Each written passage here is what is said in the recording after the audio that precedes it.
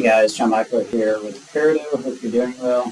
Just going to briefly talk to you today about the home office expense. It's a common thing if you're self-employed. You may have a home office expense on your own business, have your own office expense. Just as a quick disclaimer, home office expenses for your business, small business. It's not for employees. You can reimburse them.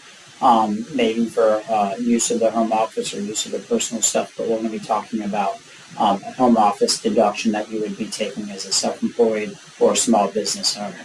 So when we talk about home office, there's two things to differentiate. And before I get ahead of myself, I want to say that the home office does have to be exclusively and directly used for the business. And if you have a kitchen table that during the day you work out of, but during the night you eat your dinner, and that is not exclusive use for this home office, and that would be a non-qualifying home office.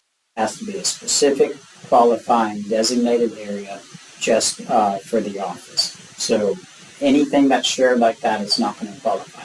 The only time it would, and I'm not going to go into the detail too much, is if you're running a daycare or something out of your house. Then you may have a situation where you're allowed some of that deduction in a shared use situation. But outside of that scenario, if you're home office, working from home, it's got to be that exclusive use. And when we talk about that exclusive use, you want to be aware of the deductions that you're going to get out of that, which is either direct or indirect deductions. So when we talk about direct deductions, those are things directly to the home office. You bought a desk for the home office, a chair, obviously a computer. You painted the walls. You hung some pictures on the wall, and this is your designated home office. Those are direct. You get 100% of those things. That's for the use of the home office. That's 100% deduction. Indirect expenses are things that are shared. Your roof, your whole house utilities, internet, things that may be shared between your home office and the rest of your house, your other personal use.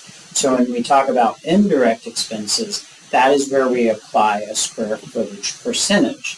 So what you need to do is literally measure the square footage of your office. If it's 100 feet, you have a 1,000 square foot house, the office is 10% of your house. So then you can take 10% of your shared expenses, 10% of your utilities, 10% of your mortgage interest or your rent, for example. So that is your indirect, and then you have direct. So whenever you're doing your taxes, you want to differentiate between those and then apply it accordingly and take the percentage. When you're self-employed, there's a form for home office expense. If you're a small business, then you need to track that information when you get that deduction on the books.